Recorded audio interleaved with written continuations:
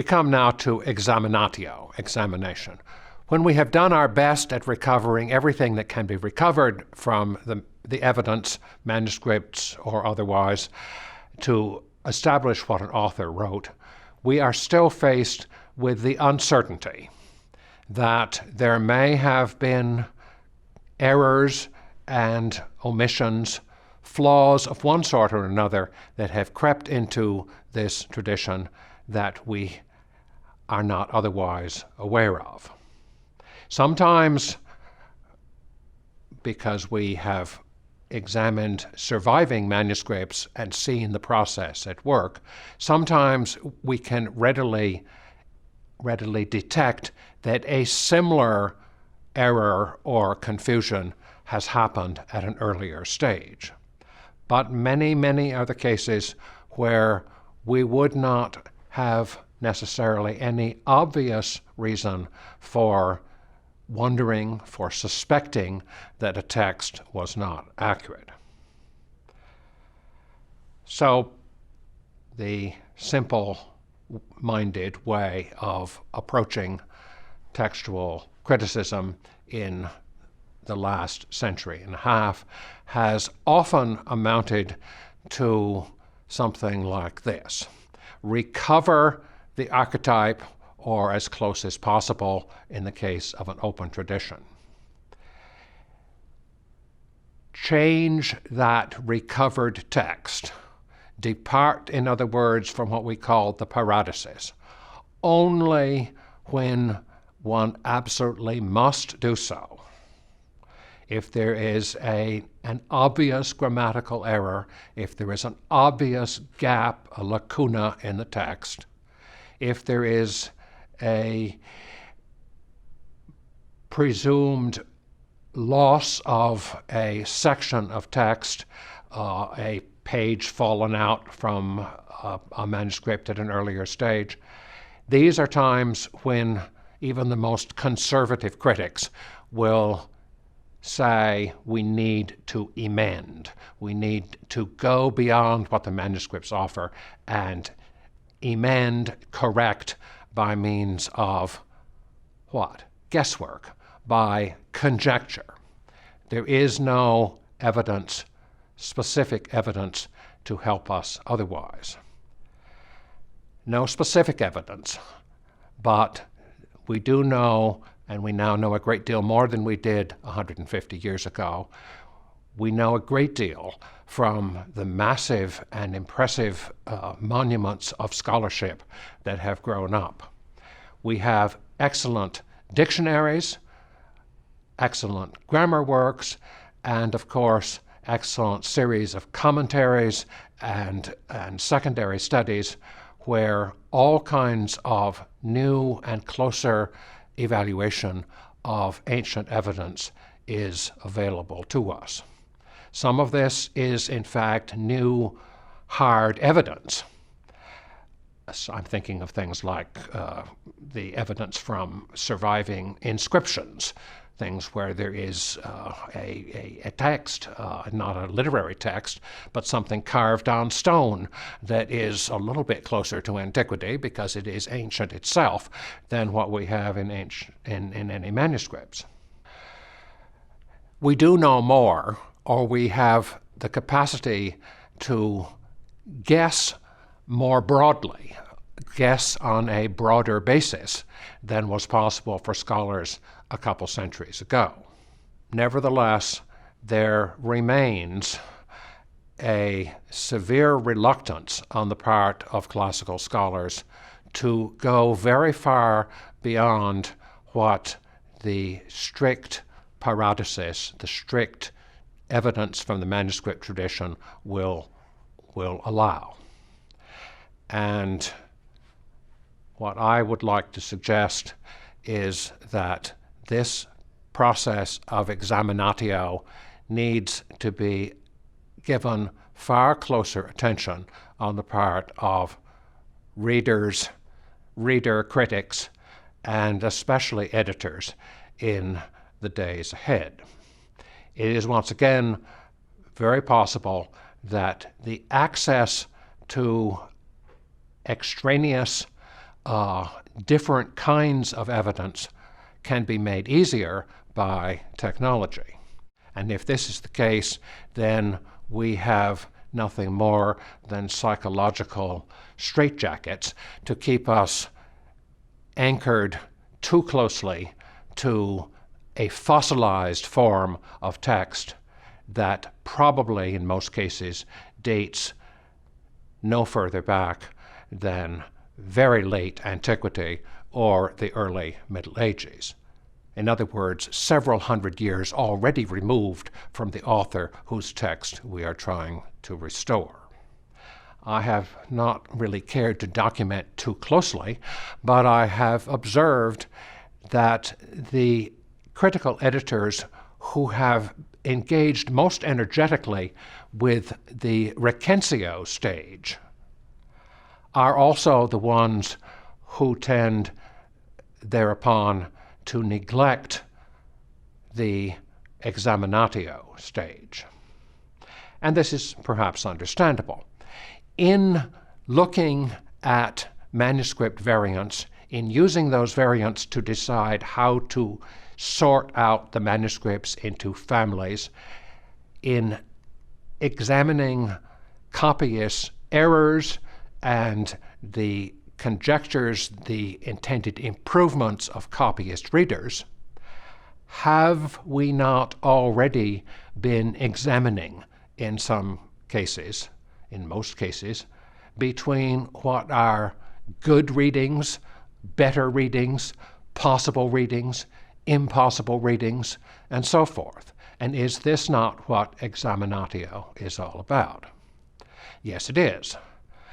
What I am insisting is that there needs to be a stage, a separate stage, quite beyond the looking at the manuscripts. There needs to be a separate examinatio where one sits back or relaxes in one way or another, and examines very carefully that crucial question of whether the manuscripts have provided us with the best possible text worthy of an ancient author, a less than perfect text, a text which is woeful and inadequate. In most cases, the answer will be that it is certainly less than perfect, and in many cases it will be not perhaps woefully inadequate, but inadequate far more than we would like to allow. In addition to the wider range of materials that a reader critic can apply, I mentioned dictionaries and grammar books and evidence from material culture that may be applicable. In addition to these, there is a long-standing need which is crucial to a careful editor. Paul Maas, in a classic work, said that any editor must make it his lifetime effort to understand and appreciate the style of the author that he edits. Lifetimes are not enough, and even if we form collaborative teams, and even if we extend our own lifetime by engaging in the kind of conversation with our predecessors that is represented by scholarly interpretation over centuries. Even if we do this, it is still a matter that we need to take a thoughtful, deep breath approach to a text that seems, simply because it has become so familiar to us, it seems to be adequate. We all know that when you proofread a paper, very often you will miss the most obvious things because you have seen it so often that it simply slips by your eyes. This, I think, is what has happened in the editing of classical texts far too often. Now, there is a reason why conservative approach to textual criticism has come in the past 100 years to such a central position. I don't want to go into the long history of the development of the methodology of stemmatics or the history of textual criticism in general. But prior to the mid-19th century, editors without access to manuscripts except hit or miss would, because they had no other choice, would, when faced with a text which was impossible Latin, they would, on their own, simply correct it. In doing so, they were doing no more and no less than readers and scholars have done from antiquity itself. We have plenty of evidence from antiquity and copious evidence in the manuscripts of the Middle Ages. When the scientific method of evaluating manuscripts became a possibility in the 19th century, then science, being the great novelty and the great wonder that it is, took precedence. And if we can establish scientifically the text of an archetype, then we have done most of our work, and science can then take us no further. I suggest that while it is true science can take us no further, our own wits can very often take us further. Whether we go further in the same kind of confident march that may be possible with scientific models is not at all sure. We can make progress, but our progress may not be so clearly acceptable. We may not come to consensus between one reader and another. This does not need to discourage us from trying to make progress, because I've said before, the conversation between scholars about an ancient text is what reading, critical reading, and indeed the whole discipline of philology is all about. If we all agreed about everything, then we wouldn't need to be talking in general, and that would be a sad day. It is just as sad, I think, if we allow ourselves to be convinced that we have no need to go further than the limits that manuscripts will take us. A very eminent classical scholar half a century ago said, finally, we have texts of all the major classical authors that we can live with. And that may be true. If we are willing to live with a fossilized text, or a largely fossilized text, such as it may appear in something like the Loeb Classical Library.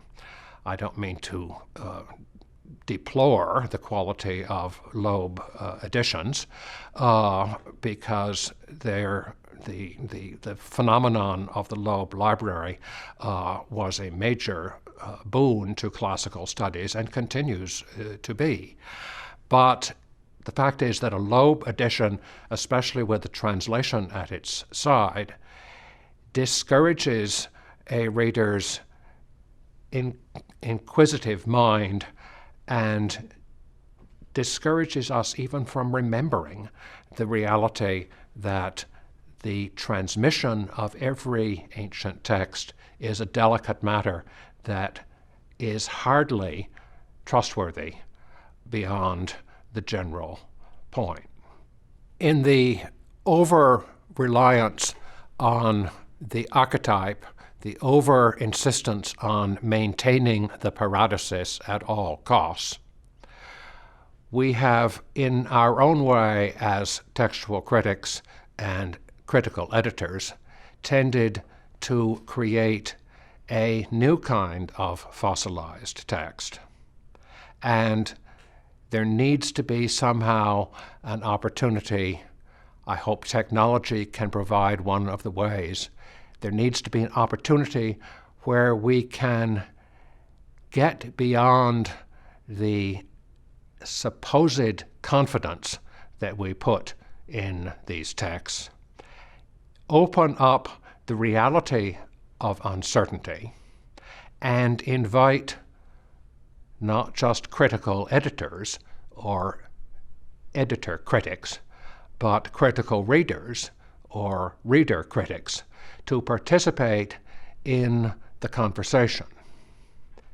One of the mysteries that face readers of scholarly critical edition is the maze of sigla, the abbreviated forms of reference, all of the apparatus that has been designed really and honestly for efficiency over the centuries, but has come to be a matter of perplexity for many a modern reader, a current contemporary reader, however critical she may think that she is, or however critical she may aspire to become.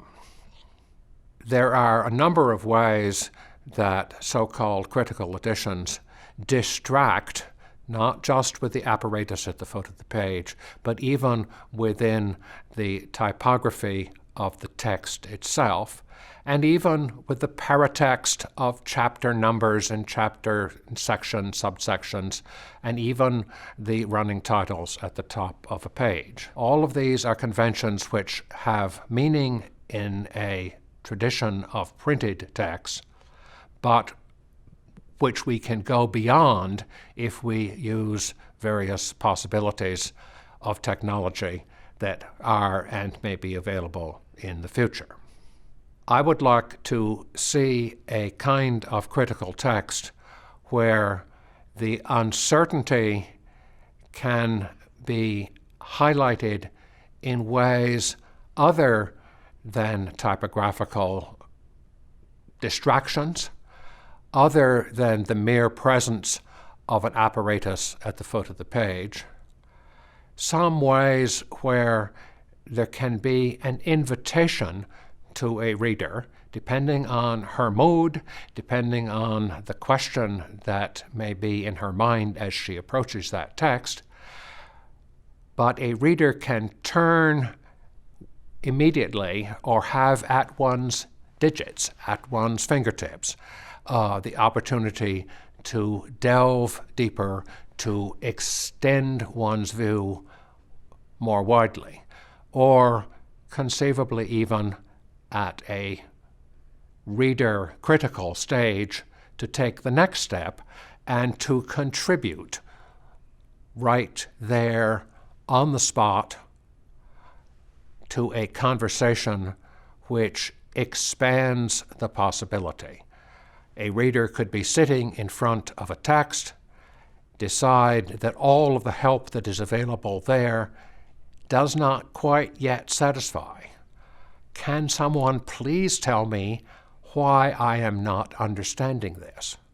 Can someone please wonder if maybe, just maybe, we could change the Latin word tum, T-U-M, to the Latin word cum, C-U-M, and all of this grammatical mystery and knot would be resolved. That is exactly the kind of reader engagement that was the norm to a larger extent in the days of manuscripts than is and has been in the days of the printed book. You expand by making more copies. More people have access to the text, but at the same time, the actual access to the possibility of engaging with that text and engaging with the next person that comes along, this has been restricted. I'd like to see technology take that and move it in new directions.